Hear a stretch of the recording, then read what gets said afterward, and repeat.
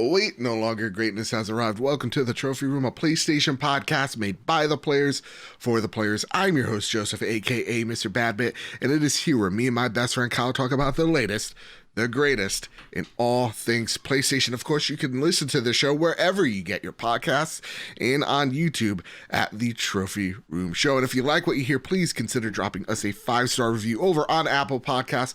Plop us a follow on Spotify, or if you really, really like us, toss us a buck our way over at patreon.com/PS Trophy Room. And so with all that said, and with all that out of the way, the greatest co-host, whoever is, whoever will be, Mr. Kyle Stevenson. How are you, sir? I'm good. Yeah. Recovering. Yeah. It's been a freaking week, everybody. You got the stomach bug. Yeah. I usually, every other year, as a kid person that has worked with kids, every other year I seem to get it, and I haven't for a while, granted, because of the global condition that we're all going through. Sure. But man, it kicked my ass real bad. I was going to tell you before we started recording, but I just for fun, just for funsies. Sure. Because I haven't eaten until today. I was sick Sunday night, Monday. Yeah. I was like, you know what? Let's just see what my weight is. Let's just see. How much weight did you drop? I lost like 21 pounds. I'm like, whoa. You got to think of all the water you've retained. Exactly. Oh my goodness. Yeah, it was not a good time. But hey, honestly, though, that's a great way to start off the yeah, sure. Yeah. You use a sickness. That's totally healthy, right? Sure. And now, from what I've been told, you just eat salads from here on out. You're gonna be fine. I'm gonna be that person that is like the Jake Gyllenhaal movie Nightcrawler, when he's like purposely going after like horrific scenes on the news. Yeah. I'm going to follow where the next stomach bug outbreak is and continually get sick, and I'll lose all the weight there. That's how I'm going to do it. Your mother's like, Kyle, where are you going? I heard there's an Ebola outbreak in the Chipotle down the street. Ashley, in the 2 districts over, she went home sick. I got to go knock on her door. Hold on. We're going to get this stomach bug. Gosh dang it. Kyle, you know what the coolest thing about this week? Sorry. Mama going for Beachbody. It's December. No. Spotify has done their Wrapped for the year thing. First off, in November, which was weird. Very weird. Really, we're just going to forget that December exists. Do they know something that we don't about December? Right? They're like, listen, we just want to go home for the holidays. But no, we've been seeing so many people come up with, hey, look at who's our number one podcast we've been listening to on Spotify, which is us. And I just want to say thank you all so much for those lovely posts. And just for my ego, keep them coming. Yeah. Even just duplicate. Even if it's the same person, you can flood me a little bit with it. Because it gives me life. Hey, you know what? You know what? This is me being petty. But you know what? I'm tired. You know, you can also tag me in those. It's totally fine. Yeah, you can remember to tag Kyle in there. Yeah, too, from time to time. As hard as it is to believe, I'm also the other voice on this show. No, actually, it's not Joe doing a different voice and just talking to himself or is it? I don't know. Exactly. That's a conspiracy theory that's been running around. That it's just me. That's voices. Me being petty. That's me being petty. I appreciate all the love. Yeah, absolutely. It's been terrific. So again, keep them coming. Also, it's just a way to open up the show. We got a question from Jedi Master Ren that says, "All right, Mr. K-Bit, wait, bad step. Ooh, wait, bad step. I like that. I confused myself. Anyways, with the Game Awards around the corner, do you see PlayStation utilizing the stage for a big, crazy announcement? Obviously not like a console launch or anything crazy that Xbox did. I'm thinking more along the lines of rival between beloved series. A revival, of beloved series. Kyle, we have a question similar as we get into the main topic of the show, but do you think that PlayStation's actually going to use this stage to say something important? Yes. Like as important as like, because Xbox used that stage, what was it, 2 years ago at this point? Wow. To reveal for the Series X. The Series X, and then to reveal Hellblade, which looked astonishing. So my question to you, Kyle, is... But hey, we also got the first PS5 game showed off, Godfall, and the same thing. Like, come on. And we're going to be talking about that in the show. But do you think that they're going to... that announcement is going to be at that level, or is it going to be at a medium heat level? I think, and this is me just spitballing here, it's probably too much. I think we get both of those things, Ren. I think we get a big kind of reveal. Okay. Of maybe something we've already known about, and we finally see PSVR 2 headset. Because did they not say we would hear more later in the year? Wow. About it, and we haven't heard anything since then. Okay. So maybe that, and then I do think we get a revival of beloved series, whether that is that Chrono Cross remake that we keep hearing about, keep hearing about, or it is the Factions, Last of Us remake, whatever, the Uncharted 5, whatever long rumored thing. I do think PlayStation is going to show up because we did get a state of play not that long ago, right? But we haven't had like a megaton PlayStation thing like Xbox did in the summertime. I'm going to say something it's going to sound alarmist, maybe because it is a little bit. Is the ship sinking? Yeah. No, they really need to, because I think their communication has been way too sparse. Over the coming months. Too quiet, and Xbox is talking way too much. I mean, to benefit of Microsoft. But it really does. I have the sense, even as a PlayStation fan, that the sands are shifting a little bit. And I think PlayStation's giving up ground where they shouldn't be giving up ground in. And I really do think that their messaging needs to be more personalized, and it needs to be more regular, because what we're getting in these holiday weeks is really slim pickings, and it's the holiday. It shouldn't be this silent, but yet it is. Yeah. So that's what I think. Again, we're going to get into what our predictions are for the Game Awards, because that's exactly what this episode is. We're going to give our Geoff Keighley's Game Awards predictions. We're going to be talking about how the Xbox Series S outsold the PlayStation 5 and the Xbox Series X, why we think that may be the case. We're going to be talking about how the U.S. government's actually doing something for once in its gosh dang life, and potentially banning those goddamn bots that are getting in the way of us getting our PlayStation 5. We're going to be talking about how the Metroid developer Mercury Steam may be working on a third-person action game for PlayStation. All that and more. But Kyle, before we get into all of that, it's time to thank our patrons. And so here's the Patreon pitch. Of course, if we ever gotten you through a long car ride, a long day at work, whatever your situation may be, it really would be appreciative if you throw us a buck over at patreon.com/PS Trophy Room. I want to thank our newest members, Mark Carabin, and at our silver tier, Aaron Graves. I want to thank our platinum producers, Todd Burowitz and Too Soon and Toxic. I want to thank our gold members, Brad Presnell, Gavin Gottfried, Jose Jimenez, Jedi Master Ren, Metal Kirby, Robbie Bobby Miller himself, and Fiona McKinnon. I want to thank our silver plus members, Hayden Doyce, Nakacheka, Marcus O'Neill, it's just Ray, JB the Purple Monkey, Captain Logan. Oh, sorry. Oh, I almost skipped over so many people.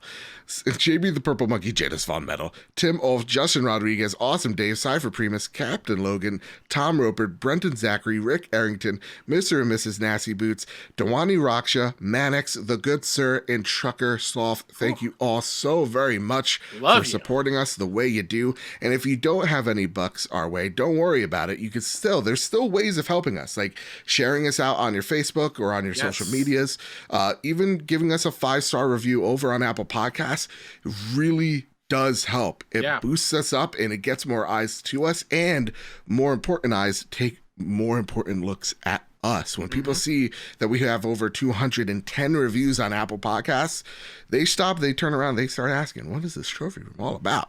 So any way you could support us would be greatly appreciated. Joe, you found a fantastic graphic. I don't know where you found that one, of how to support a show without using monetary means. And just sharing us, retweeting our podcast links, telling a friend, showing somebody that that is into PlayStation or into video games, our show, just to get more eyes on us, more people to listen. That is exactly what we need, and we appreciate you for doing that. Yeah, I got that from Carlos Anerda de Rodriguez. Yeah, so Carlos. Thank you so much. So with that, Kyle, it's a lot of shameless plugs we just threw out there. It's time to square up the news. First bit of news is a little bit. We're passing by the trophy room. We're making a stop at the achievement hall, just really quickly. Oh man, just really quick. Okay. Eddie McCooch over at GameSpot writes, Xbox Series S was the best-selling console on Black Friday, report says. The Xbox Series S was the best-selling game console on Black Friday, according to the Adobe Digital Economy Index via Business Insider. There's no big surprise, as the Series S has been easier to find than the Series X, as well as the PS5 and Nintendo Switch. All consoles have been affected by the ongoing global semiconductor shortage and other supply chain issues. Not only that, but price is a highly motivating sales factor, and the Series S is $300. Combined with the appeal of Xbox Game Pass, it's not hard to see why it dominated Black Friday. Historically, Microsoft has seen lower price systems perform better, even if the hardware is less powerful. Quote, I think over the generation, our expectation would be that price really matters and that you would see the Series S sell more.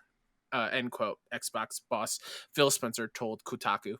Microsoft has not yet released any public commentary around how its consoles and games sold over Black Friday. A lot of thoughts here. Yeah. A lot of competing ideas and a lot of secret fanboyisms. Where some people are like, the only reason why the Xbox Series S outsold it is because for months it's the only console you could get in stores, right? It lined the shelves. I remember articles of there were shelves full of Xbox Series S's and not a lot of X's. And now Black Friday comes around. Well, the only reason why it sells or sold more is because there just were more there. Sure, yeah. And then there's the argument of well, that doesn't matter. People still bought them. And I want to know, how you perceive this. Is this something that PlayStation should be actively worried about? That's interesting. Yeah. I don't know if they should be actively worried. I mean, PlayStation 5 is still selling like hotcakes when they are available. Yeah. To me, I just think that the message of Game Pass is too hard of a deal to beat. I really think that is the motivating thing there, as where you can buy a console and then a subscription-based service to play tons of games at the start instead of a console and then another game. So that last sentence where it says, see how the game sold over Black Friday, I'd be extremely curious how physical Xbox games have sold. Because it feels like they're just versus just Game Pass subscriptions. Just because they're hitting the Game Pass thing on so hard, and rightfully so, because they should. Best deal in video games. PlayStation people, settle down. All right? We're in the achievement hall, baby.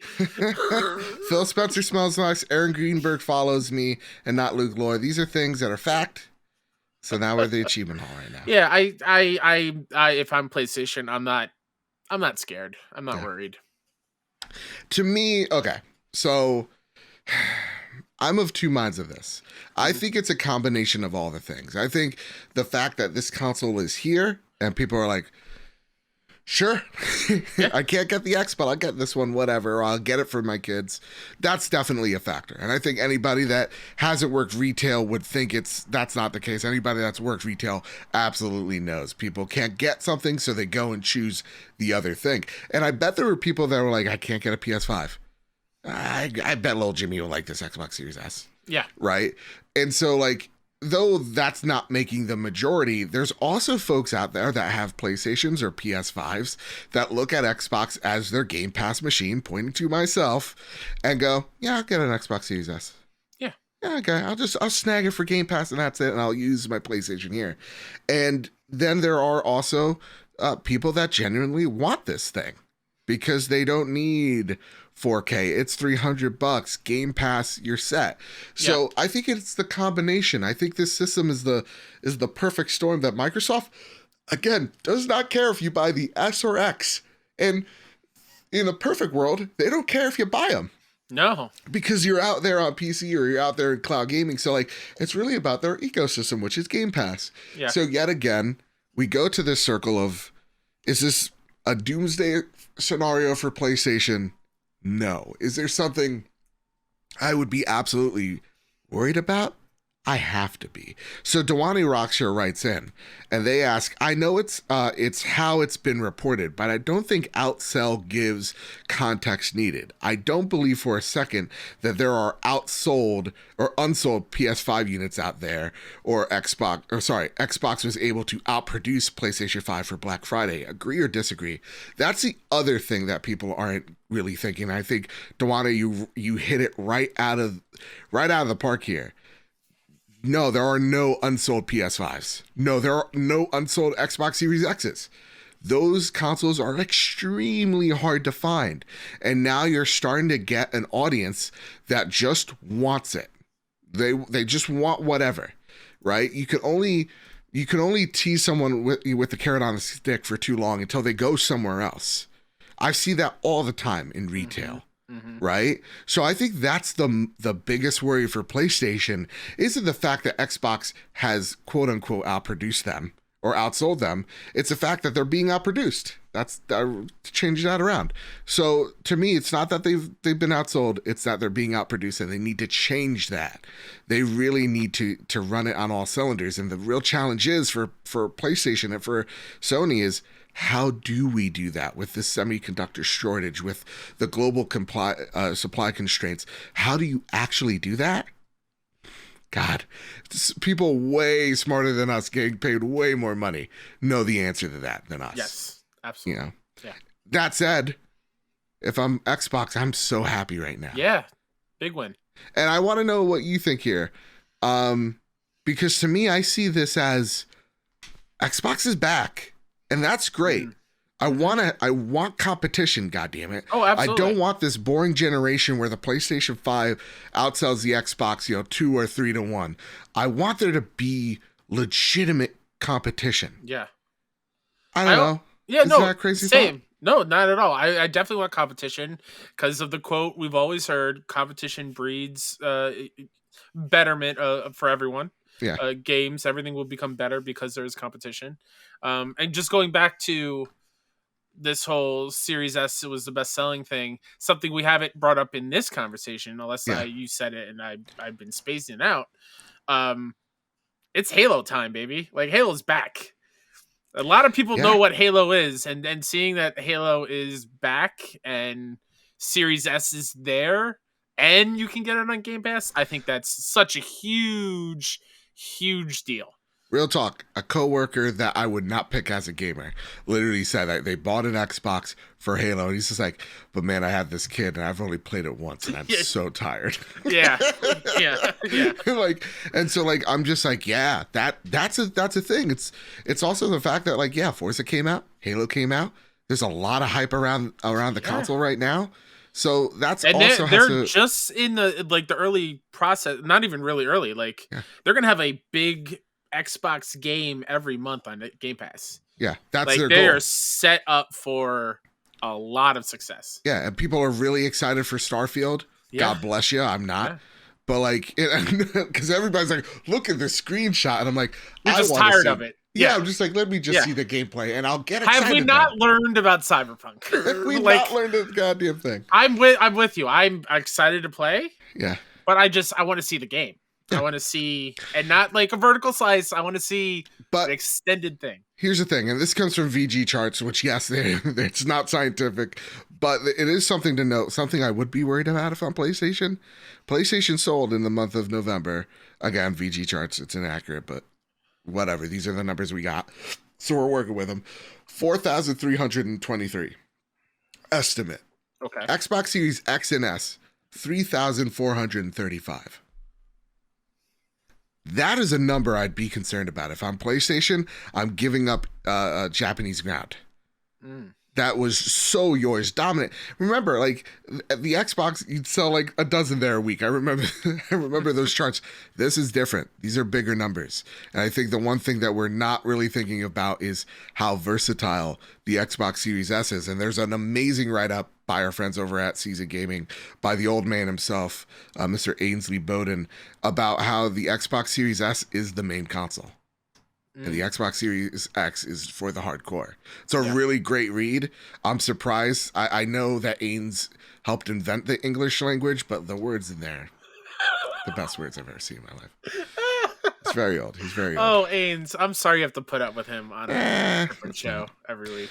But yeah, that's the only thing. I if I'm PlayStation, I'm worried about how do I produce more, because people are going to get bored of the allure. And honestly, when I take a look at Xbox's lineup for the next few years, man, they're going to be producing a lot of stuff. And sure, maybe not a lot of it hits or whatever. I can't predict the future, but like they're going to be producing a lot. So I'm really curious of how PlayStation answers that call, hopefully sooner rather than later. But yeah. It's been a great time if you're an Xbox gamer, great time to be a PlayStation gamer or just a gamer in general. And look at that. We can have grown-up conversations. Absolutely. Yeah.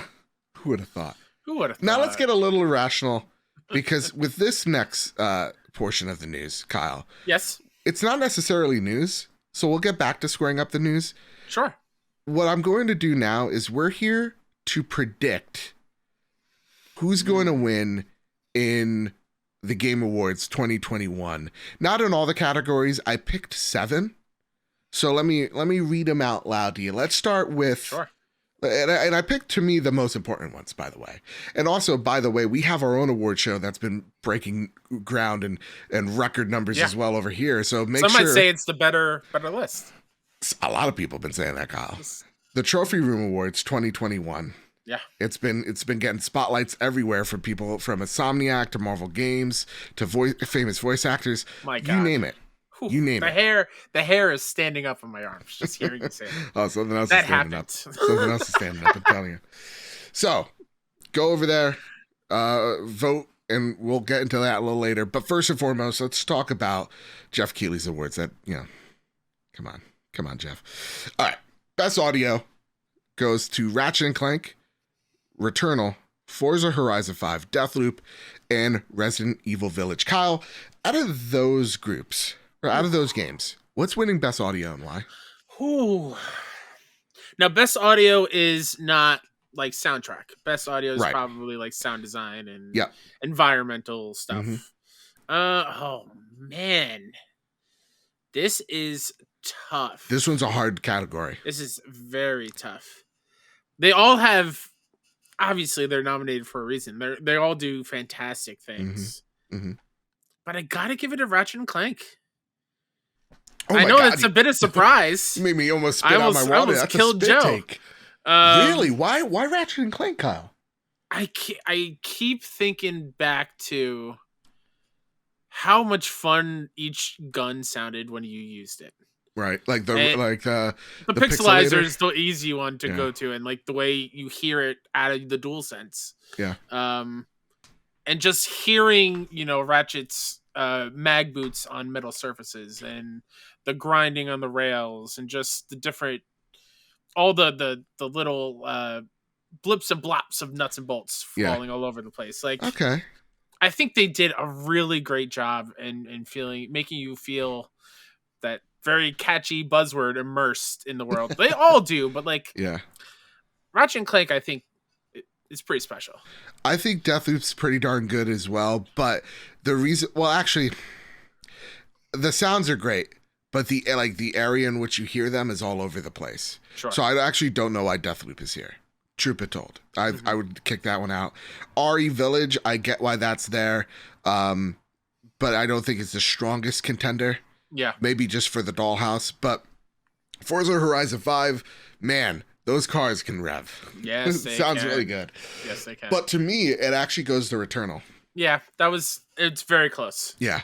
Because when we talk about precision audio, knowing what's around you, I think Returnal does the best job there. And I love the environmental sounds as well.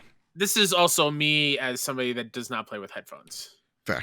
So I'm sure you probably got a better understanding of that with your headphone playing.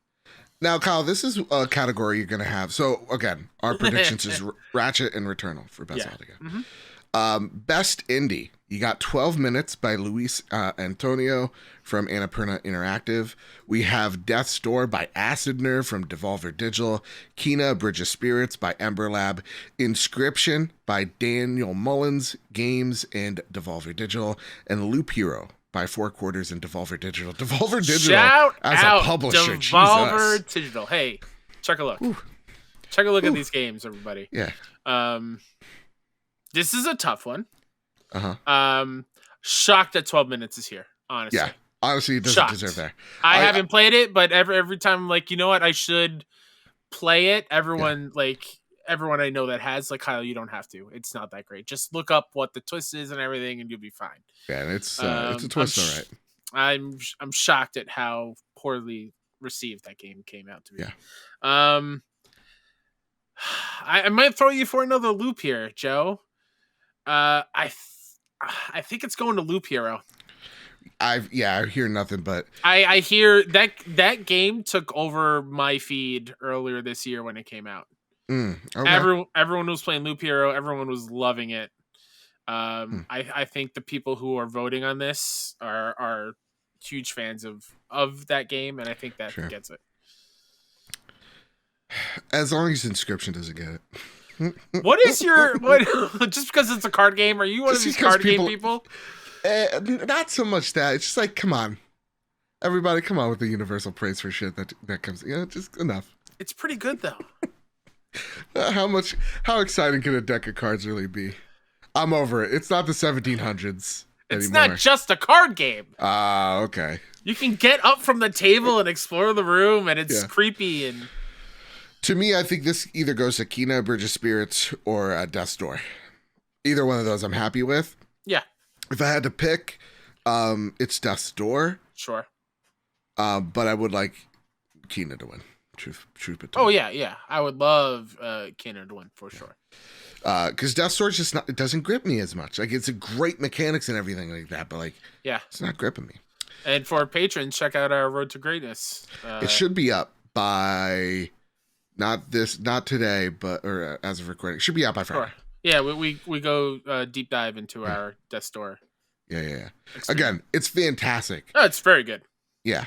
Oh, right. Best narrative. Here you go. Oh boy. Deathloop. It Takes Two. Life is Strange: True Colors. Marvel's Guardians of the Galaxy, and Psychonauts 2. Joe. Yeah. This is tough, man. I've only played 2 of them to completion. Yeah. Hoping by next week I have Life is Strange and be able to play that game. Okay. Probably not though. Just knowing time wise, I don't have time for it. Sure.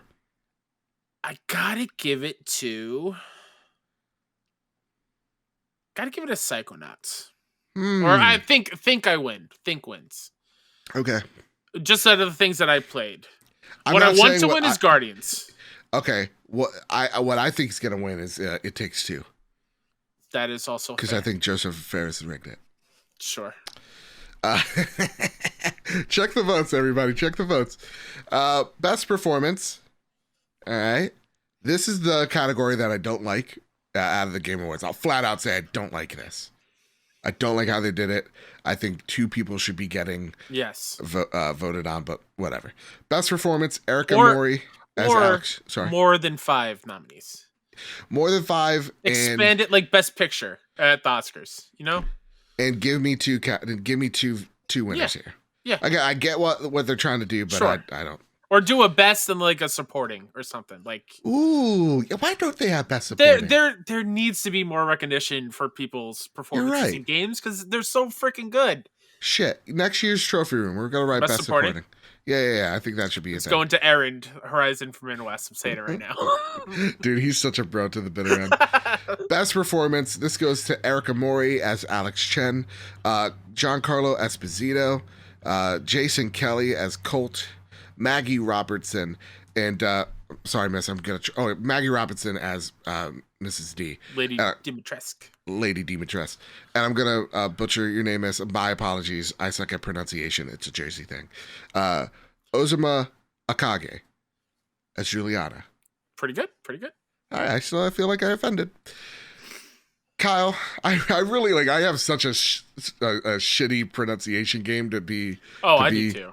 Quite honest with you, if people listen to the show, they know how bad we are with names. It takes me a minute to say Kyle Stevenson. Yeah. What do you want to say, Stephenson? Yep. Yeah. Yep. I know it. How dare you?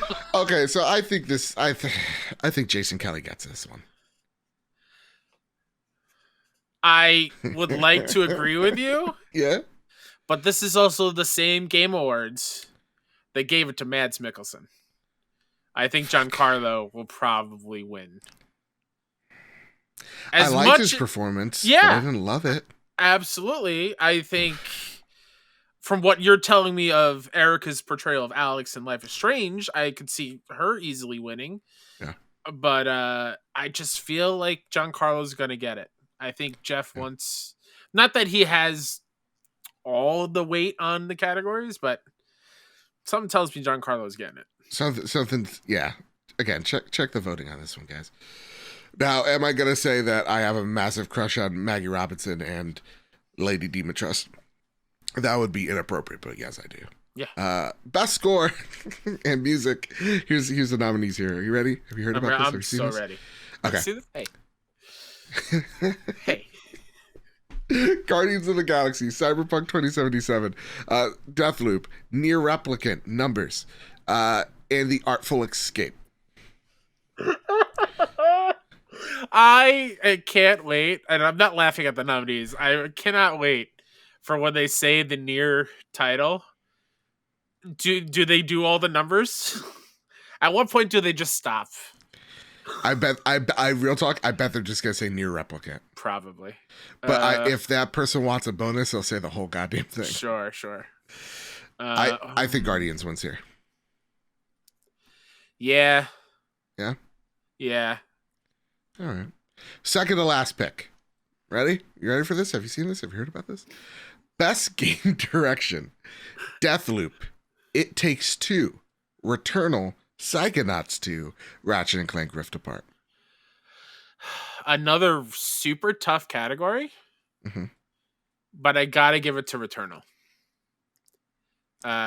Housemarque doing something completely brand new, and doing something narratively that they've never done before. I think deserves some recognition, as well as like trying to look at it, like gamify it a little bit. Yeah. Returnal definitely needs to get a win. Okay. As like a recognition for their year, sure. For their accomplishments. And since they didn't get into Game of the Year, I think this is where they'll get their award. I don't think it's here. I don't think Returnal gets anything in this Game Awards. Oh, that would suck. Deathloop's game direction, I think, is fantastic. I think it's the most approachable arcane game, and I think for all the systems it implements it fairly well. Now, you still have to be dedicated to it, but I do think Deathloop is, direction-wise, incredibly strong. But I do think Psychonauts 2 takes it because of all the things that it tries to tackle, the story it tries to tell with the characters that are telling them. That's fair. I think Psychonauts 2 gets it. Yeah, that was the one I was going back and forth with. Yeah, for sure. Now, before we get into Game of the Year, because it's very contentious, I do have two comments or questions. This one comes from Blaze Knight, all right? Because I want to know what y'all think who's going to win. Blaze Knight says, I think Deathloop will likely take Game of the Year based on recency bias and some general praise / award nominations. However, I'd like to see It Takes Two win instead. And King Ronan writes in, I can't lie, I'm only going to watch the Game Awards for the trailers at this point. That Game of the Year category is appalling. Yeah, and on King Ronan's point, I pulled this up just to make sure we mention it during this section. Sure. Earlier yesterday, Geoff Keighley tweeted out, "There's so many bad, wrong Game Awards rumors out there. Beware. The good news is we have lots to show you. So a lot of high hopes for game trailers, I guess, in world premieres. And that's the thing, man. That's what I have a problem with. I want the pageantry of awarding the developers. I don't need... but as much as I love, and I'm going to get pumped for all... What? Oh, jeez, it's happening during the awards. What happened? As I'm going to get pumped for all these trailers, I'm just... There's a thing about these awards that just feels so commercial. It's all the trailers. Yeah. It's all the Chiquatro, man. Yeah. You know, it's all the like... It's all the non-video game stars that are coming out to present awards. Yeah. Like I'm stoked to see Simu Liu on stage. Sure. He deserves anything that he wants to go do. Yeah. But it's the same thing of like you had Vin Diesel and Michelle Rodriguez a couple years ago. You had why? Christopher Nolan's brother out to do a thing. You had Steph Curry come out and like just why? Yeah, I'm with you. Celebrate the awards. But on the flip side, that's kind of what DICE is, right? Yeah, but if Geoff, his mission has been to create the Oscars of games, sure, create the Oscars of games. Yeah, because that's true. During the Oscars, we don't see brand new movie trailers. Yeah, so to me, I really that is the one thing that I take a look at all aspects of this award show and just kind of get like, ugh. Because I want it to be the pageantry of games and celebrating games. And Geoff, I can't reiterate this enough. I would love to see it in memoriam. I really would. Please. Been a lot of great content creators we've lost, along the way this year, last year, and it would be really nice to just to see people like Bobby up there. That's all I'm saying. Yep. Mm-hmm. But if he won't do something, it looks like I will. So that said, the nominees for the Game Awards, Geoff Keighley's Game Awards, are Deathloop, It Takes Two, Metroid Dread, Psychonauts 2, Ratchet & Clank Rift Apart, and Resident Evil Village. Now, Kyle, out of that list, which one do you want to win? Which one do I want to win? Yep, and that list. Not our list. That list. In this Geoff Keighley list, yeah, the one that I want to win is Ratchet & Clank. Why? Ooh, why? Yeah, oh, I know, right? Ooh. Well, I didn't dig fanboy. No, not at all. I didn't dig RE Village. Didn't play It Takes Two. Have not beaten Deathloop yet. I loved my time with Psychonauts 2. I think the moment-to-moment gameplay is more fun in Ratchet & Clank. Although I can Psychonauts 2, as far as like level design go, is bar none top of the line. And I haven't put a ton of time into Metroid Dread, so that's just where the dominoes fall for me. Yeah. I gotta say, it is interesting that there's two Microsoft games here, and at the same exact time, there's two PlayStation games here, Kyle. Yeah, because though Ratchet & Clank is a stunner, we have announced on the trophy room that it's official. Metroid Dread is a PlayStation game. Yeah, which is why I think Metroid Dread is going to win the award. I think it's going to win too. Because Blaze Knight said it. Like, I think Deathloop, the recency bias, I think that's the Metroid rub now. Yeah, for sure. Metroid's just so goddamn good, dude. And from what little I've played, it's really good. It's really good. Oh man! So and honestly, in my game of the year like thing, Metroid Dread is like it's there. Yeah. Like take PlayStation out of it, just put them all in there. Metroid Dread is up there. Like I think it's legitimately one of the best Switch games ever, and I really, really, really loved Metroid Dread. That said, I do want to get over the fact that we can only pick one game of the year, because I think I've evolved. There's some games that's just like, what makes you say that? Every couple months you say you change your game of the year for previous years? Oh, right. Patrons will know this. Yeah, I've changed my 2019 game of the year. Yeah, like at least a dozen times. Yeah. Well, literally. 2019, what was that? That was Death Stranding? Yep. Control. Fallen Order. And those are the three that I keep on going back to. Exactly. I'm like, you know what? Just Stranding wasn't even close. And then I texted Kyle literally a day ago because I saw a GIF of the Inquisitor jump down and it was really cool. And then you see the clash. I was like, God damn it! It's this game. What was I thinking? This is so cool. So yeah. Now that said, we have a better game of the award. Better game of the year awards. Truthfully and honestly, not really. But you know what? We have a better one, like in terms of game of the year list. Our game of the year nominees are Marvel's Guardians of the Galaxy by Eidos Montreal, Returnal by Housemarque, Deathloop by Arcane Studios, Kena: A Bridge of Spirits by Ember Labs, Ratchet & Clank Rift Apart by Insomniac Games, and Death's Door by Acid Nerve. And you can vote right here, right now. You literally have 2 weeks left to do it. And let me tell you something.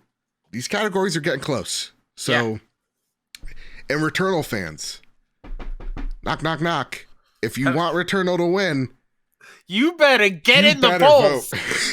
Because let me tell you something. Marvel Games and Eidos Montreal, they went hard. They went hard this year.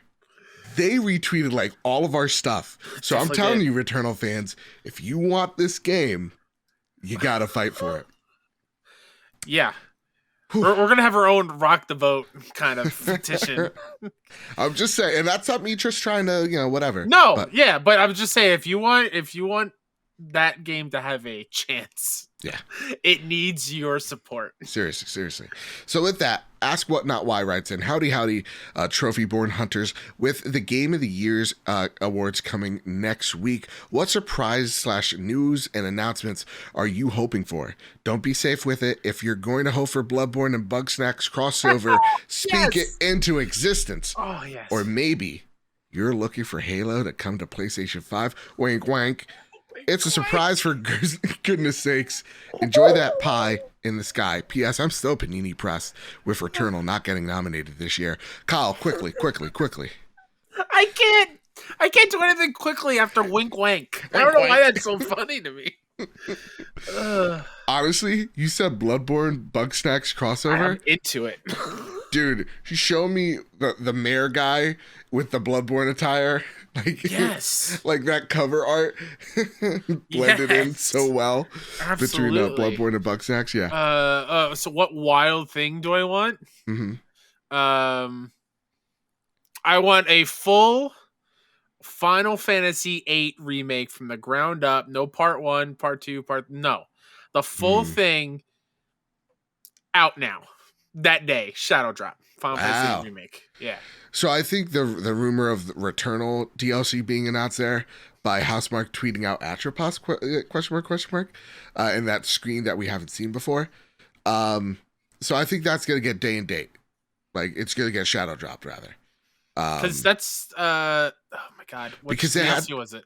The Control DLC, same thing, I think.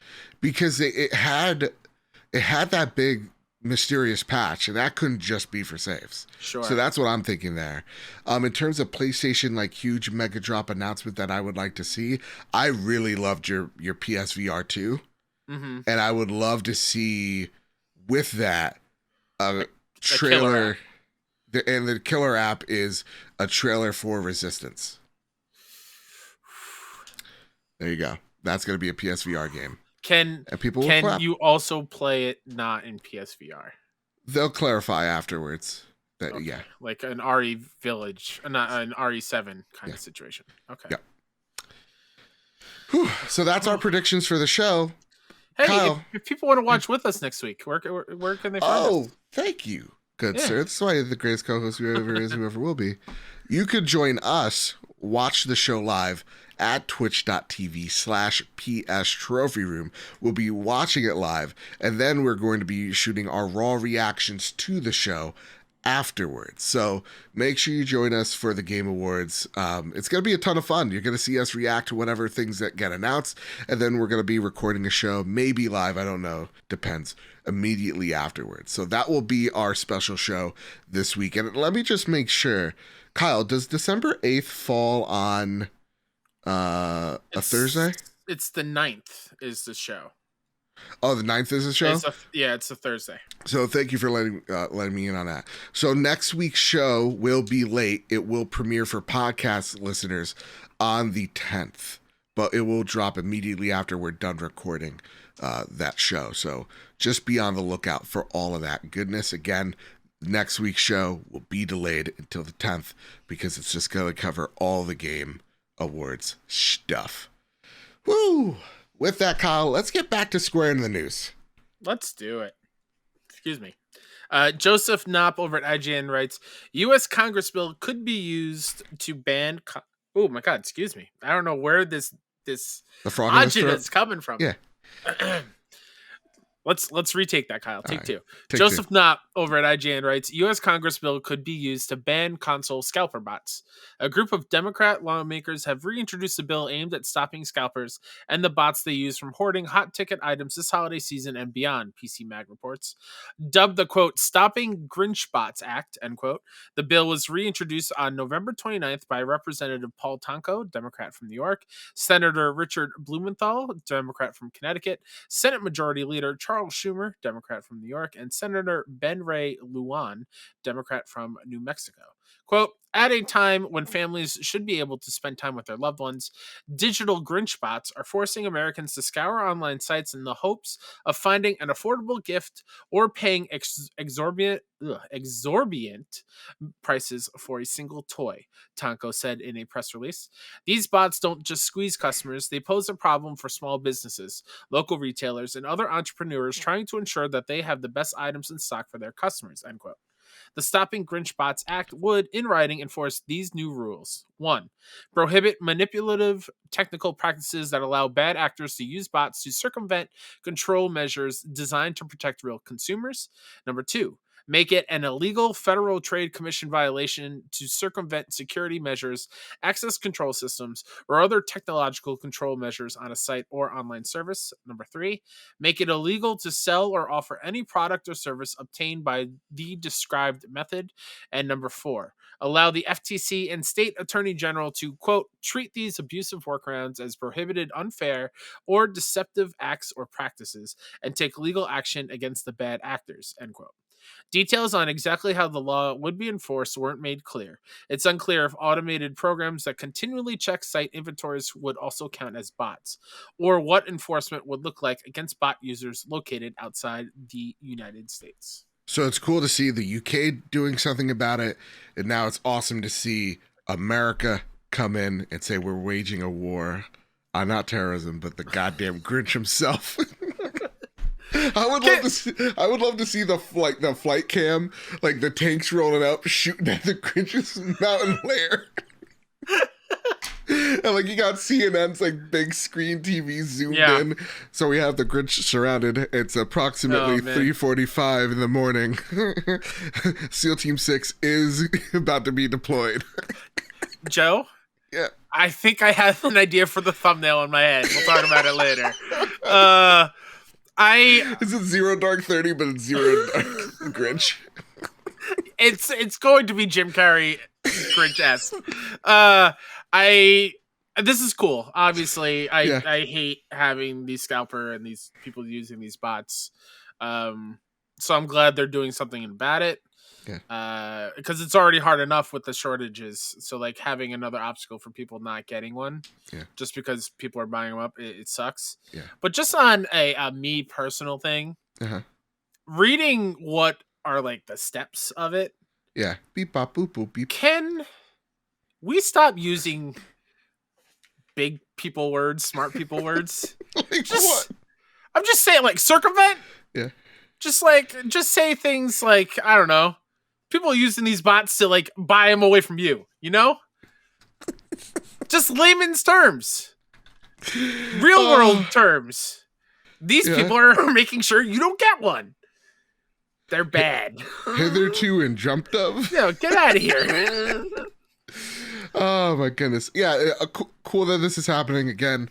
If there's any war we need to rage, it's against the machine and the Grinch himself.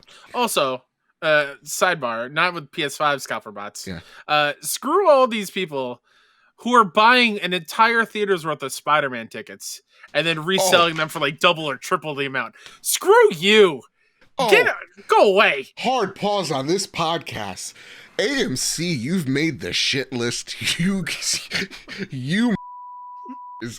guys. 1 o'clock in the morning getting Spider-Man tickets, and I gave up because these servers just took a dookie at every turn.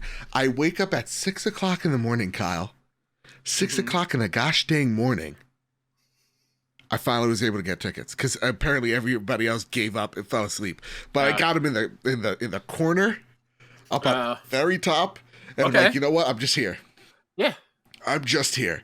I need to see this. I got a goddamn booster for this. I'm in. Yeah, I hate those people so much. I'm gonna double mask again. I got it on this on up top. Yeah. So to me, I'm like, I'm breathing down at people. Yes. Yeah. So like they ain't breathing on me, I'm breathing on them, and I'm fine. Yeah. I've done all I can do. Omicron is not getting in my way. No. No, not getting in my way. Also, can we just man to man? I know this joke may be sour to some. I feel like Fauci's just taking a piss out of us with these names now. We went over this, I think, on the Road to Greatness. We've had this conversation. Okay, I'm just saying these names are getting goddamn ridiculous. Or maybe it was afterwards. I don't remember, but yes. But also, it's probably safer for people that are in those regions so that they don't get hated on. So I get it too. Absolutely. But like Omicron, Jesus. Yeah. Next, we're gonna be fighting against Cybertron. Roll out.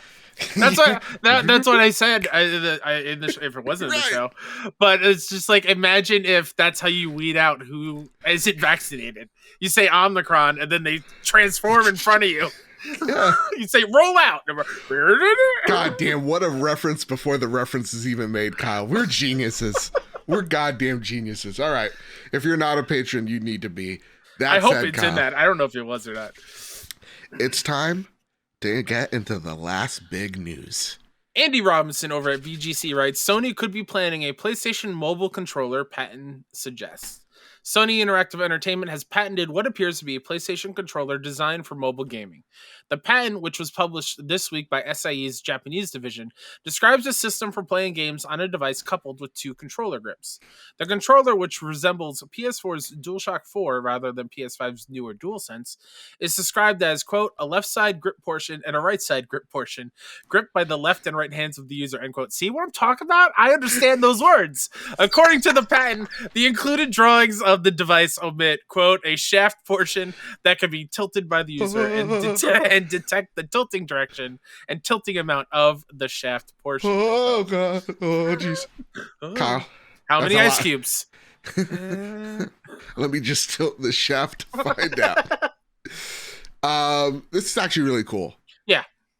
Honestly, to just have just give me a DualSense or DualShock controller, snap it on my phone, and I'm just playing the games like that. There are so many of these mobile, controllers out here. I have the Backbone, which is pretty good, but really what I'd rather want, and I know it's not quote unquote portable, but really at the end of the day, none of these things really are. Yeah. No. Is just give me a controller you snap the screen to. Yeah. I honestly think the clip that comes onto the controller, probably the best way to play those Game Pass games, right? Sure. Yeah. It's just too top heavy. So to have it on the sides like a Switch, this is awesome. Mm-hmm. I would buy this in a heartbeat. How about you? Yeah, I would as well, but I need to know what am I going to be playing on this thing. Fair enough. Is my PlayStation Now going to work well enough for me to be able to do this? Yeah. Maybe that gets announced at the Game Awards. This little mobile controller thing? No.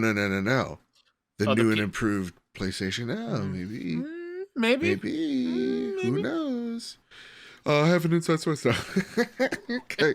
No, and the one thing that I want from this, Kyle, too, don't shrink any of the proportions. I hate the little nubby analog sticks.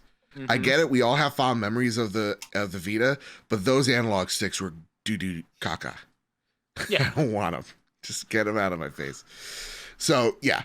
Give me something that with my dumb adult hands won't just, trigger my carpal tunnel immediately. Wonder if this is the direct result of that picture of Shuhei taking a picture of the Switch before it was released. When he was in top hat and overcoat?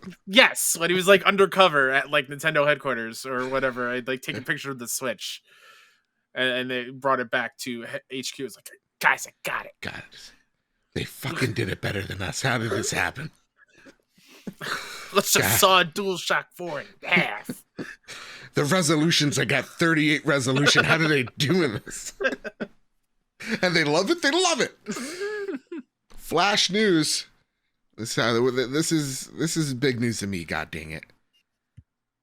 Metroid Dread developer Mercury Steam working on a third-person action RPG set in a dark fantasy world. This comes from Matt Wales over at Eurogamer. Mercury Steam, developer behind this year's critically acclaimed Metroid Dread for the Nintendo Switch, has announced that it's working on a new third-person action RPG set in a dark fantasy world. Details on the new title, codenamed Project Iron, are limited, but it's described as a brand new IP intended for a multi-platform global release. Project Iron's initial development investment is set at a whopping 27 million euros, that's fake money, or approximately 23 million pounds, which is also fake money. And the IP will be co-owned by Mercury Steam and Digital Bros and the parent company of 505 Games, which is co-publishing the game. Now, honestly, euros, can I tell you something, Kyle? Better currency. Really? Better currency than the dollar. Looks freaking cool, dude. Like from a visual perspective. Yeah, when I held some in Spain, I was just like, oh my god, like the texture's cool. Like it kind of feels like really good printer paper. Yes. Yeah, well, I think that's like the European way of doing it. They just use a couple of Xeroxes, and then they have this holographic on it. And just my dumb brain being trained by all the Pokemon cards, I'm like, sleeve it. Yeah, I'm just tilting it back and forth. I'm like, the queen's winking at me in a different way. Oh man. Also, she's giving me subliminal messages through the holographic thing. Invade France. What? Duchess of Wales, invade the north of France. Claim the Frank territory as our own. In US dollars, that's around 30 million. Okay. A little over 30 million. Whew, that's a lot of money. I'm really excited for this. Mercury Steam, you have my full attention. And now every time I hear about you, I'm at full mass. I'm just now picturing little Joe with the money in the, it's like, what are you saying, Queen? Huh? Invade Paris. Take Belgium. The Turks shall be on our side. They will send their Turkish delights. Oh my god. All right. Oh, this lady. I have old ideas and I'm tired of it all. The PlayStation Plus lineup for December is here. Okay, let's get into this.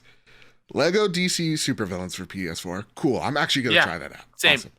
Awesome. Mortal Shell for PS4, which if you like a good Souls-like experience, this game's definitely there. And they have a roguelite expansion as well. Is that the one that with the different shells do different things? Right? Yeah. Really dig it. And then Godfall Challenger Edition for PS5. This is not the full game of Godfall. No. This is Godfall is one of the, and this comes from Push Square. Godfall is one of the December PS Plus games, except it technically isn't. The Godfall that you downloaded on your PlayStation Plus subscription is the new version of Godfall, Challenger Edition, which is designed to get you straight into the title's endgame content. Godfall Challenger Edition allows new players to experience the game's trio of endgame modes, minus the story content of the base game of Fire and Darkness expansions, and grants existing players new exciting features and rewards to enjoy, quote-unquote, writes the developer Counterplay Games on the PlayStation blog. So, if you're totally new to Godfall, you're going to be skipping the main story content of the base game alongside the character building and grinding, which is a bit of a weird deal, but we suppose it makes sense when you just want to throw players into the quote-unquote good stuff. You'll be able to upgrade to the Challenger Edition to the Deluxe Edition of Godfall, but no pricing has yet been revealed. Wasn't there a game that also did this, Kyle? There's FF7. FF7, okay, it was a game, but that was just a upgrade to the PS5 version. Yeah, that was still the full game, just a different console version of it. It wasn't just the end game content. What a weird, so weird. And it kind of just goes to show that this game probably did not make back any of its development costs, because essentially they're like, yeah, this PlayStation Plus money is good, but it's not enough because we still feel like we need to get people onto the base game to at least pay for that. Mm-hmm. Oof. And like, I personally know friends that loved Godfall. Oh, really?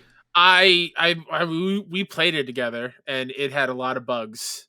Was not great. Did not have a great time at all. It was pretty from what I remember. Yeah, but like, I think this should have been a Plus game a long time ago. Yeah, I think it should have followed the Destruction All Stars kind of plan there. I'm reading one of the games from Prepare the Drop. What is this? Kyle, let's get right into it. Are you ready? I'm ready. I'm holding on to something. Prepare the drop. Here are the latest PlayStation games dropping into the PlayStation storefront. The first game, Asterix and Obelix. Slap them all. Comes to PS4. Highlight that game. I need to know what this is. I'm going to. All right, here's another one, Kyle. Are you ready for this one? This is the one that you don't know about? No. I know. I know of Cricket. Okay. Cricket 22, the official game of the Ashes on PS5 and PS4. What a badass title! I feel like I'm feeling like I'm about to fight a Dark Souls 3 boss. Right? Like Knight of the Flame or some shit is gonna pop out while I'm assuming I'm using, like, is it Cricket the one where you're using a hammer? Like a club in your hand? No. Cricket is the one where I don't know any of the rules, but it's the long wind up and pitch, and they bounce it off the ground, and the batter can either hit it behind them or in front of them. It's like a mix of baseball and is it with the one with the paddle? Yeah, with the long weird paddle that's rounded on one side and flat on the other. I'm looking this up. I don't know how to play cricket at all. This looks goddamn bizarre. This is the one that's like only played in Great Britain, Australia, right? I think. Oh, right. I think cricket's an Australia thing. Okay, and like the UK, they have rugby, and they got the one with the hammer. With the Australia's also, I think, rugby. I think I equated too. The one you're thinking with the hammer is croquet. Croquet. I think it's croquet. Okay. Yeah. Someone let us know. Yeah. But of the Ashes, it's just so dope. Tell our dumb American asses how wrong we are. Yeah. But like baseball isn't that like a, but like if baseball was like instead of the World Series, which obviously not, they were just like, and here's the World of Ashes tournament, right? Like, that'd dude, cool. I'm in it. Cool, right? Yeah. Yeah. Oh my god! And like instead of like the national anthem, because let's be honest, it's old, it's out of play. We need something new. Give us the opening of like Dark Souls 3. Give us the opening of like Bloodborne. You know. Like, yes. And then a big just volcano erupts from the field. They have to like sacrifice things in order to enter the playoffs. Yeah, like a demigod. Exactly. Welcome to From the Ashes. Only one team can live. Oh God. What were you thinking of? It's the Stay Puft Man. Before you continue, Asterix and Obelix, slap them all. It is it actually looks pretty damn cool. I love the art style. It's a comic booky 2D beat 'em up. Oh, so that's okay. beat 'em up. Asterix and Obelix return in a new adventure full of slaps. Play as Asterix and Obelix and cross the most iconic landscapes of the saga while facing a host of enemies in a beat them up filled with action and slaps. So they're really heavy on the slaps, but I like it's very pleasing to look at. I just slap thousands of Romans away with a wider range of moves and unique combos each character. One last joke about this from the Ashes thing. Please, I just want this demigod to come out and just like go up to Joe Torre. Remember that guy who he was the coach of the Yankees? Yeah. He's like, "Are you a god?" No, then no. It's about time we hop on the Sony Pony Express. Yeah! Oh, you missed 2 games. Did I? Games. Yeah. Oh, sorry. Those 2 games got ahead of myself here. Solar Ash for PS5 and PS4. Hear good things about it. Yep. I'm excited. And Chorus for PS5 and PS4.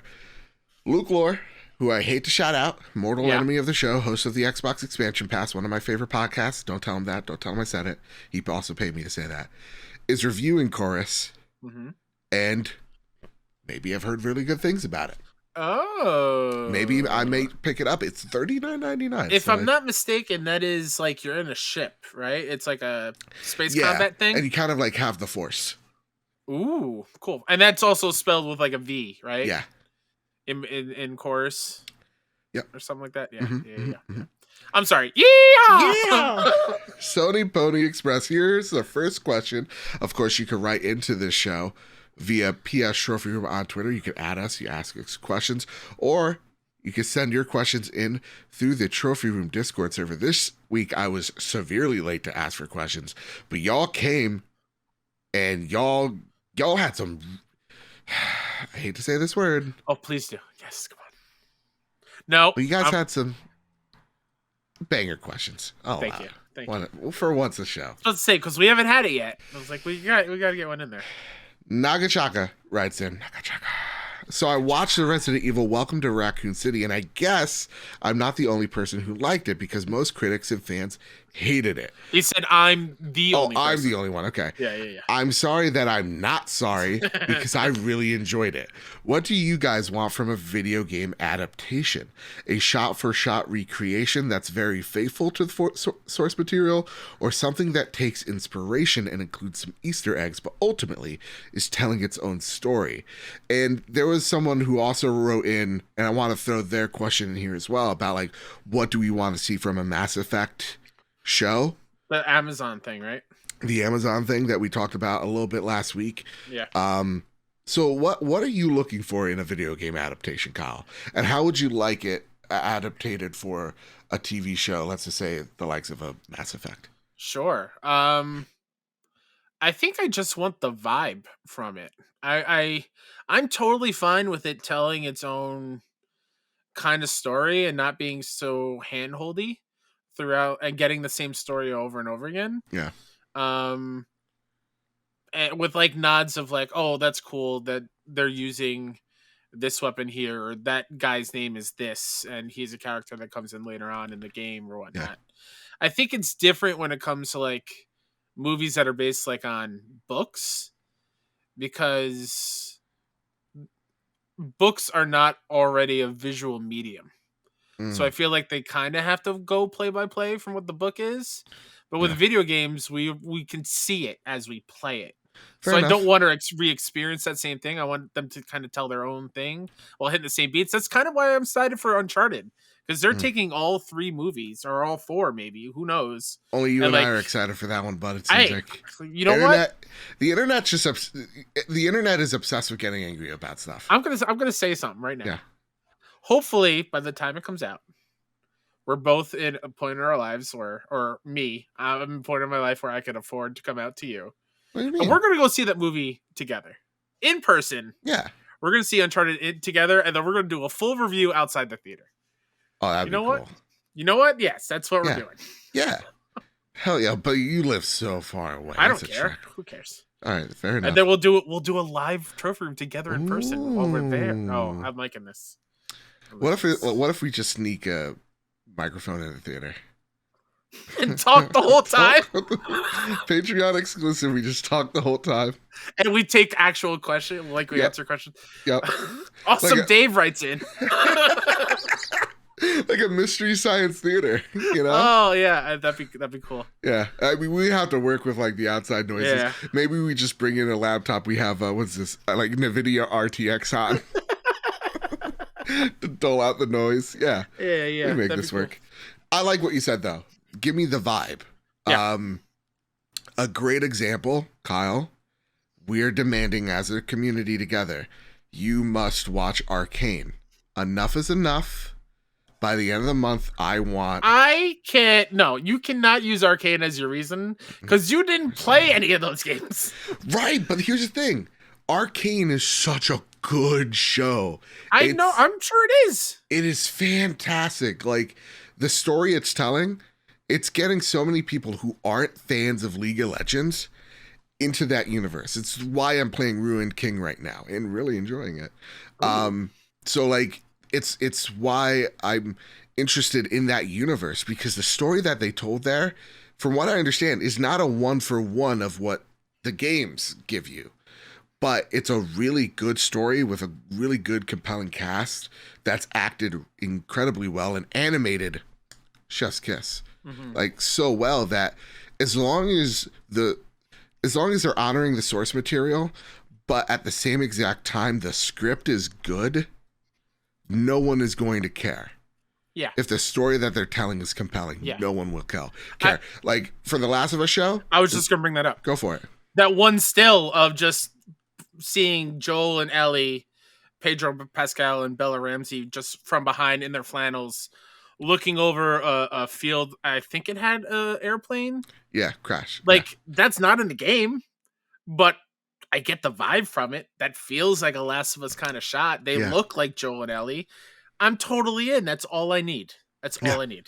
And give us subtle Easter eggs. Don't just hit us over the head with it. You know, like if they make a PUBG movie, don't hit me over the head with a frying pan with it. Yes. So give us subtle nods. We're smart enough. Don't just, you could give us like a good example of what does fan service wrong every time with those Doom movies, which are unwatchable. Yes. They're like, here's the BFG. And they like make such, it's like, all right, stop. Yeah. Stop. We don't need that. Which reminds me, maybe I'll find this. Freshman year of college, my floor, my half of the floor, the boys' side of the floor, we did a first-person Doom movie clip that I'm in for like a split second. I gotta find it. And I will share it in the Discord because it was God, yes. Babyface Kyle. Oh God, yes. You're just a scientist with a beaker. No, I believe we watched the movie with The Rock and then we recreated one of those scenes. I was the guy that just comes up and just yells and then I get shot and I fall to the floor. It's also probably incredibly insensitive with the people that were making it. I forgot. But it's a period piece. Yeah, it's a period piece. To the Mass Effect thing, when I went from that, like as far as like hints go, I want to hear in the background of just like the Citadel is my favorite place to like, you know, just like or have nods of whoever plays Shepard do that goofy dance like at the dance floor or something, like little nods here and there, or like an Omniblade sitting on his shelf, because I don't think that's going to be a realistic thing to be used, you know? No, they're gonna do it, and it's gonna be fucking cool. I'm sure it will. It's gonna be so cool, Kyle. You're gonna regret saying that. Fair. No, yeah, like from the Mass Effect show, I would Mass Effect 1 has a terrific story. And so like I would like them to honor that with a prolonged, like maybe it's like a 2-season arc of them, you know, doing what they're doing. And with Mass Effect 2 as well, like having a 2-season arc, and then like Mass Effect 3, you could literally rewrite that ish. Sure. You know? So I think with the Mass Effect show, what I want is what the vibe of Mass Effect is, which is like it is the best of fantasy that I love in a Star Wars, with the groundedness of Star Trek, right? So to me, that's what I kind of want. And I know people are gonna run with that quote because I get it. Stop yelling at me, okay? I'll take it. I'll take the heat. But yeah, that's what I want. I just give me the vibe of Mass Effect. The one thing is, like, are they gonna do a Commander Shep or Fem Shep? That's a question. That's a question. What if they do both? Like, what if, like, they're both commanders? Like, you know, like we have one Commander Shepard or like a Lieutenant Shepard and one Commander Shepard or whatever. Sure. Like they could play with that a little bit. Who knows? Yeah. Yeah. Una writes in. You ready for this? Ready. Hey guys, my question for this week's show is how much skill made you really rethink going for a platinum or a game in general? I started Vice City, the definitive edition. Now PlayStation Plus made a Saints Row 2 unbearable. Oh no. I'm going to 100%. I'm going for the 100%, and some of the controls are very finicky for me. I can only use one hand due to my CP. And this made me rethink a lot of my gaming is very based on skill. So, guys, I'm curious, how much skill does it take effect when doing a game? That's really important to talk about, too. As we get older, and even like trophy lists, we don't talk about how accessible they are and really how inaccessible a lot of them are. Yeah. And I think I think in a way we sometimes touch on it. Like, we hate difficulty trophies. Yeah. And the fact to play through it again or play using only this certain weapon or something like that. Not a big fan of those things. But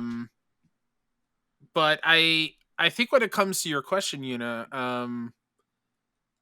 I feel like if the skills are not fun, like I'm not having fun and it's a hard skilled game, I'm not going to go for it.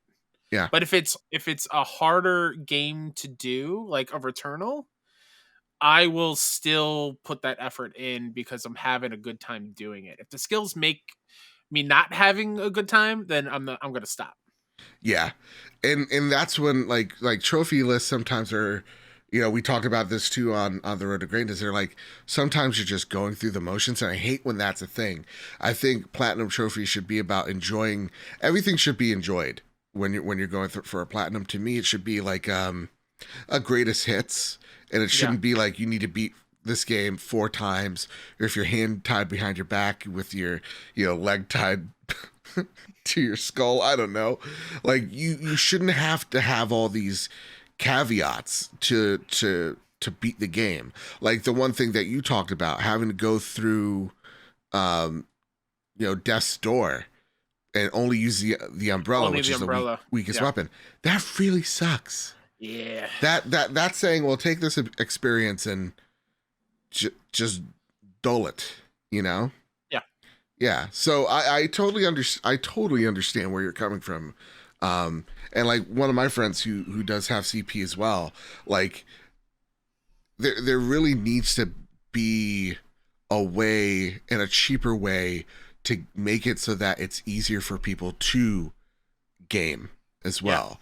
You know, my friend Adam, though, one of the greatest snipers I've ever seen, but just to think of the mountains he had to climb to get there just isn't fair.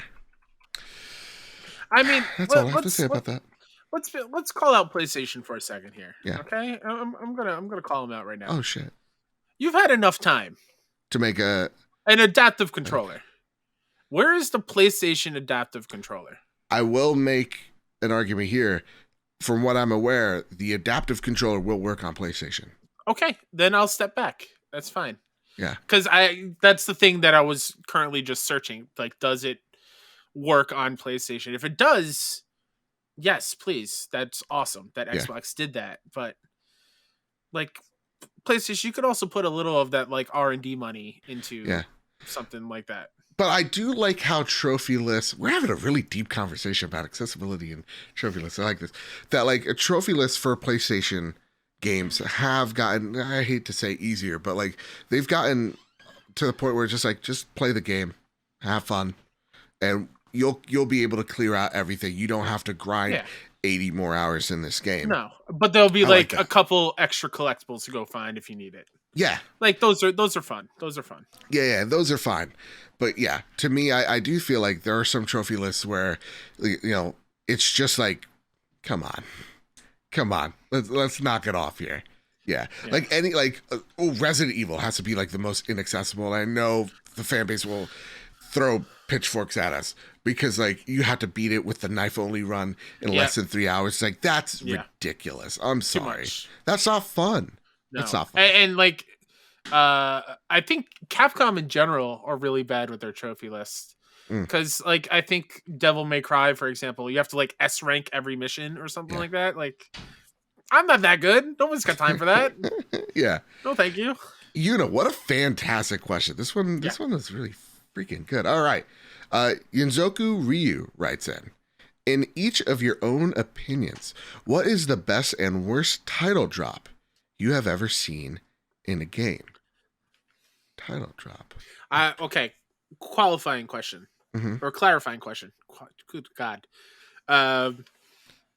Title drop meaning like in a game when the title sequence starts, or like an announcement of a game? Ooh, that's a good question.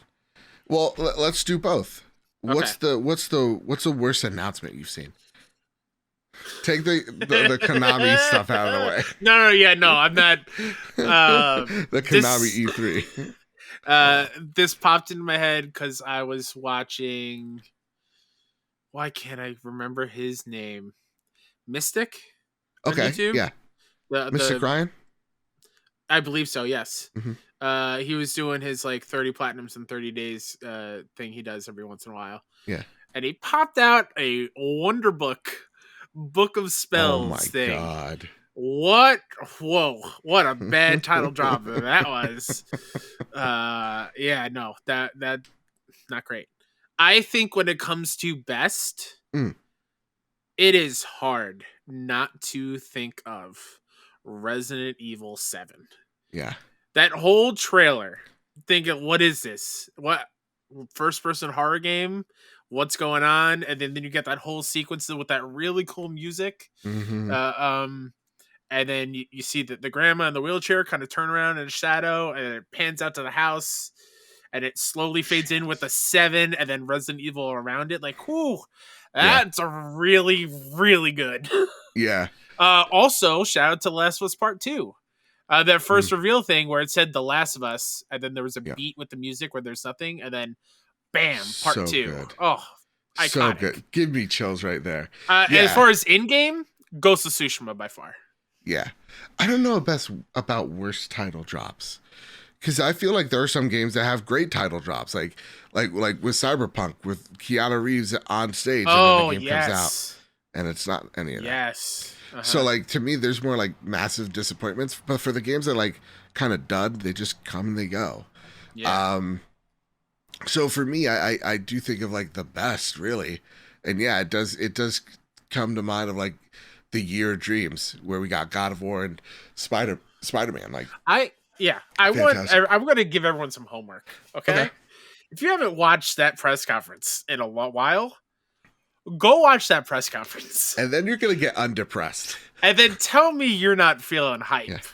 And just like that press conference, 2016, 2017, 2016. Yeah. Man, what probably the best Sony conference we've ever gotten. Yeah. Probably ever will, honestly. Oh, and again, that same year, Kojima coming out on stage after a few months, with the not expecting stairs. anything. Come on. And then actually showing us footage with Norman Reedus in it. Yeah. Man. You know what? I'll say, you know what the worst title drop is? PT. Because it just gave us so much freaking hope. I mean, who knows? Abandon? Worst title drop? Actually, yes. I mean, actually, yes. Talk about pissing off the entire internet and doing a bad job trying to clarify. Do we see that at Game Awards?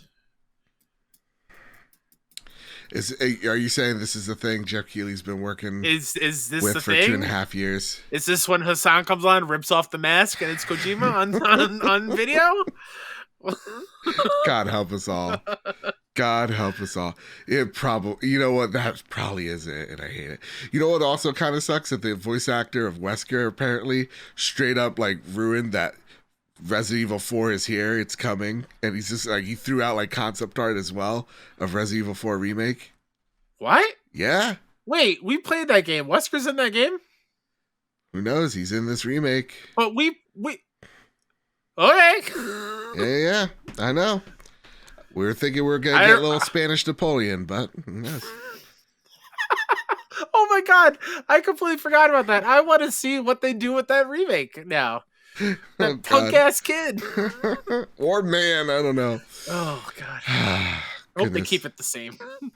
Awesome Dave writes in, I don't know if I'm too late, but I don't have any questions. I just wanted to say that I hope you guys have a banger of a recording tonight. Oh, thanks, Dave. We sure did. I didn't hear what you said because I'm said rotten hell. You come in here using that verbiage with me. Yeah, we had a banger of a time, Dave. Yeah, honest to goodness, you guys with your questions, you very good. Crushed it. Thank you all so much for writing in. And with that, Kyle, listen, it's been a long week for me. I know what you've been playing this week. We covered it in Road to Greatness for patrons. Yeah. So go over there, because this week's show genuinely is a really fun time. Yeah. And you know what? We'll tell them what games. We won't go into detail. Okay. We did Death's Door. Yep. We talked about Halo. Yep. We talked about Artful Escape. Yep. I talked about Before Your Eyes. Yep. And you talked about Life is Strange. That's right. So those are the games that we were playing. Those are on this month's Road to Greatness for patrons. So patrons, go check that out. If you're not a patron, consider supporting us. I just got a really good idea. Yeah? Yeah. What's that idea? No BS here. I've been thinking about getting an adaptive controller for my sister-in-law. Yeah. Life is Strange is out. Ooh. Maybe I give her a nice little Christmas gift. Hell yeah, man. Yeah, I think she'd really like that. All right. With that said, that's been the Trophy Room this week, Kyle. And can I just say, this has been an amazing show. Always is, but yes, this one felt special. This one's a good one. I'm not going to lie, everyone out there listening. I needed this episode. Yeah. This week's been extremely hard and difficult, besides being sick. Yeah. So I needed this, and this definitely made me escape for a little bit. So thank you very much, Joe, for always and everything. I'm not going to cry. I swear. No cry counter this one. I swear to God, I'm not going to cry this time. Spotify. What's something you'd like to spotlight, sir? As always, myself, Mr. K-Step on Twitter, PSN, Xbox, all the fun things. Also, thank you to everyone on PSN sending me nice messages about the show. I just notifications are not great on my PS5 for some reason. I'm getting them very late for some reason, but I appreciate you very much, and I will respond in due time. Go check out all the indie game coverage I do over at 61indie.com. That's SIXONEINDIE. And you can find me over at Mr. Badbit on Twitter. You can find the show over at PS Trophy Room on Twitter. You can find the show wherever you find your podcast service of choice, whether that is Apple Podcasts, Spotify, Google Play. The list goes on. We're there. And if we're not, please let us know, and we're going to fix that ASAP. And with all that said, and with all that out of the way, in 2 weeks, you get to know why I was so busy this week. Hell yeah. Oh, December 15th. Woo! There's announcements, y'all. There's announcements. Whew, it's going to be a good one. But with all that said, with all that out of the way, everybody, we'll see you live on December 9th for the Game Awards. You will see next week's show on the 10th. And with all that said, with all that out of the way, everybody, keep your wits about you. Keep hunting. Vote on the Trophy Rewards. And keep playing PlayStation. See you guys. Love you very much.